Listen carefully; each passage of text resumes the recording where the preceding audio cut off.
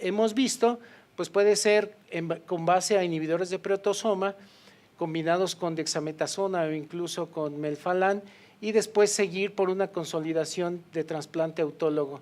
En la recaída también podemos tener un abordaje ya sea con el rescate del tratamiento y después un trasplante. Uno de los principales objetivos que se intenta lograr, pero que no se ha demostrado, es mejorar la sobrevida global de estos pacientes, pero la sobrevida libre de progresión es en la que sí se ha impactado.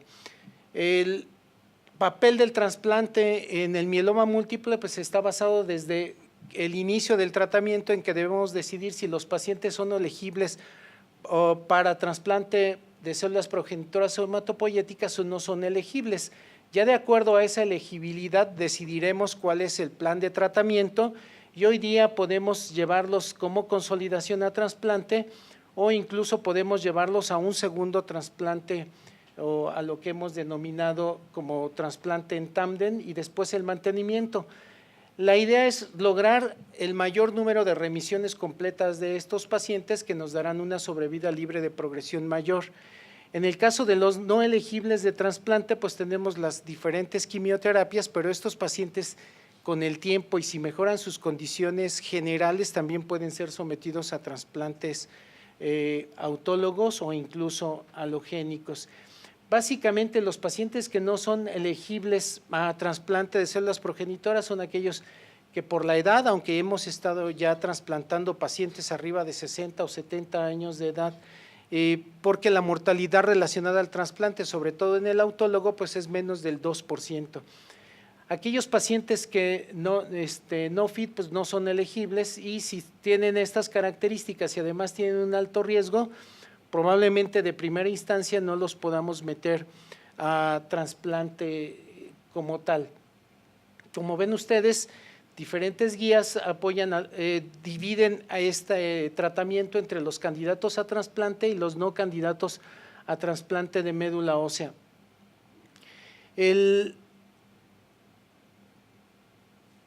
Hoy día también el advenimiento de las diferentes quimioterapias o los diferentes tratamientos, en este caso comparados como base con la dexametasona, como podemos ver, las terapias actuales como las combinaciones del anticuerpo monoclonal de daratumumab en el mieloma múltiple pueden darnos o generarnos un hazard ratio menor en relación al riesgo de sobrevida libre de progresión, de tal manera que podemos pensar hoy con las terapias actuales, decir que los pacientes que van a entrar o que son candidatos o tienen la oportunidad de recibir estas terapias actuales tendrán menos riesgo de progresar o de recaer y la sobrevida libre de progresión pueda ser menor. Sin embargo, hoy día eso todavía falta seguimiento para ver si la consolidación en esos esquemas puede darnos de igual manera la sobrevida libre de progresión mejor que si con el trasplante que no en el trasplante. Como pueden ver ustedes, después de evaluar la respuesta, debemos decidir si el paciente lo vamos a pasar a algún tipo de trasplante o solo vamos a seguir con la terapia de mantenimiento en estos pacientes. ¿Qué trasplante elegir entre autólogo o halogénico? Ambos pueden ser una buena opción y deben ser evaluados cada paciente de acuerdo a la posibilidad de tener un donador o no tenerlo, o de las condiciones o la cantidad de quimioterapia que han recibido, ya que el otro problema en el mieloma múltiple pues es la movilización y poder obtener una buena dosis celular para llegar al trasplante. Otro de los términos que hoy día está contribuyendo y que favorece el hecho de llevar a los pacientes al trasplante es poder disminuir la enfermedad residual mínima no identificable por las diferentes técnicas que tenemos, nos va a dar una mayor profundidad de respuesta de la enfermedad, y esto también está asociado a una mejor sobrevida libre de progresión, lo que habla a favor de poder consolidar a los pacientes con trasplante.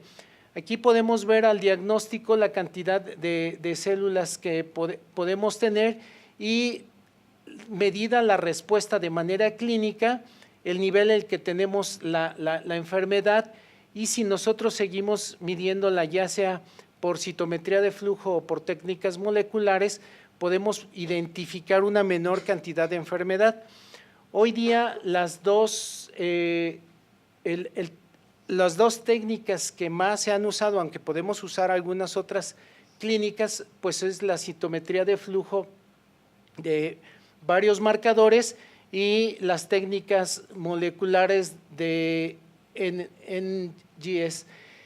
Y esto se refiere a poder secuenciar o tener marcadores específicos de la enfermedad.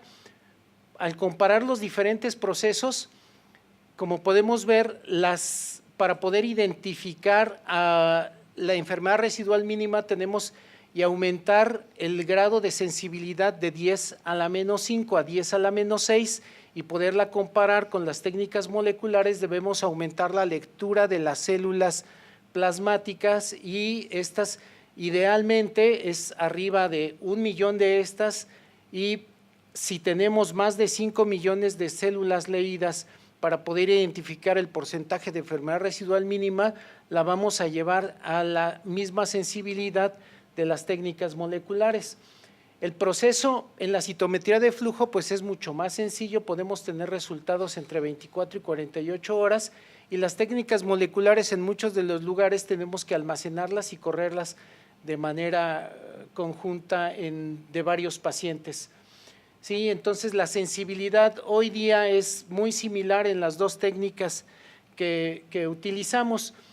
El poder disminuir esta enfermedad residual mínimo, llevarla a negativizarla, es un factor pronóstico de manera subrogada de una mayor sobrevida global en estos pacientes. Sin embargo, esto no ha sido concluyente en todos los estudios, pero lo que sí podemos hacer es que mejoramos la sobrevida libre de progresión.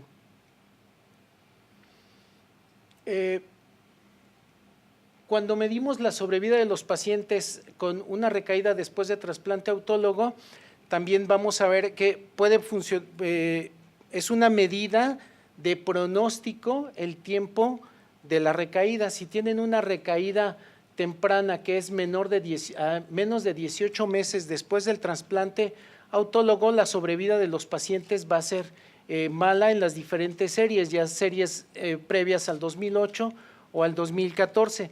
Si la recaída es arriba de los 18 meses o año y medio, el pronóstico de los pacientes, comparándolo, como pueden ver ustedes aquí, la media de seguimiento es alrededor entre los 3 años y medio y los 4 años, a diferencia de los que recaen tempranamente, en que la media está poco menos de los 2 años.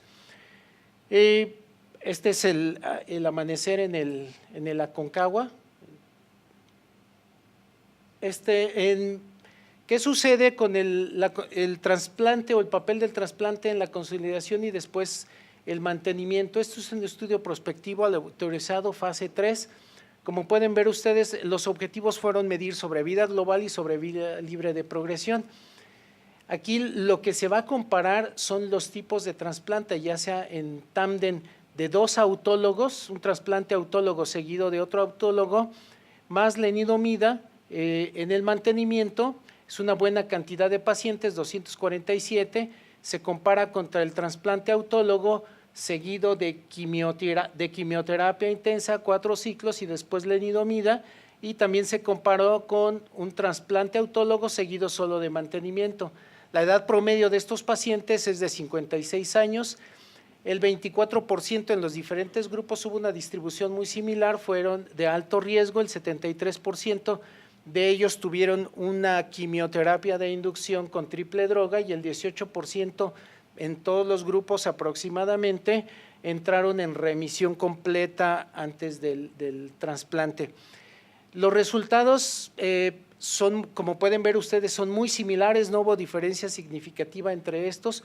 Lo importante de este artículo es que tiene una aleatorización buena, y las diferencias en la sobrevida global, el objetivo fue a 38 meses, igual que la sobrevida libre de progresión, no fue diferente entre los 3 grupos ni la sobrevida libre de progresión.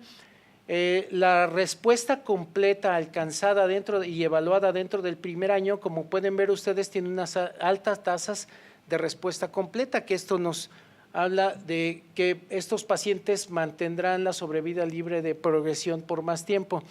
Y aunque por el seguimiento aquí no podemos ver el impacto sobre la sobrevida global, el tener una sobrevida libre de progresión en tasas altas, pues nos da una buena calidad de vida en el paciente y la oportunidad de tener nuevas terapias. Este es un estudio de seguimiento a largo plazo de pacientes posttransplantados con mieloma múltiple alogénico y se comparan entre aquellos que pudieron tener un donador y los que no tuvieron o no fueron trasplantados. Es un estudio prospectivo, multicéntrico, ingresaron 169 pacientes, todos se trasplantaron, los que se midió fue la primera recaída después del trasplante. Después del trasplante 72, aquí está mal, es halogénico, 72 pacientes fueron trasplantados de manera halogénica y 90% solo recibieron múltiples líneas de tratamiento. El seguimiento promedio fue de 30 meses con un rango de 2 a… Este está mal también, son 32 meses a 180 meses para todos los pacientes. La distribución de las poblaciones fueron muy similares y estos son los esquemas de condicionamiento que recibieron. Es importante ver que los esquemas de condicionamiento en el trasplante halogénico también se han modificado y se ha optado más por tener una mayor inmunomodulación y esquemas menos agresivos que los que utilizábamos antes de BUSI o de dosis altas de melphalan. Y también los resultados hoy día con la terapia para prevenir enfermedad injerto contra huésped se han modificado y tenemos menor mortalidad relacionada al trasplante en los halogénicos. La media de seguimiento, como ya habíamos dicho, de 110 meses, la sobrevida libre de progresión a 7 años fue de 18% para los que estuvieron trasplantados con el halogénico. Los que vemos mieloma, pues pensar en 7 años de una sobrevida libre de progresión de un paciente, pues es bastante. Es algo que quisiéramos en la mayoría de los pacientes, pero no se puede, y contra los que no fueron trasplantados, pues ninguno alcanzó esta sobrevida libre de progresión y una diferencia estadísticamente significativa. La sobrevida global también tuvo una diferencia estadísticamente significativa y aquí tenemos el 31% vivos a 7 años contra el 9% de aquellos que no fueron trasplantados, con una diferencia estadística. A diferencia del estudio previo, pues aquí tenemos un tiempo mayor de vigilancia o seguimiento de estos pacientes.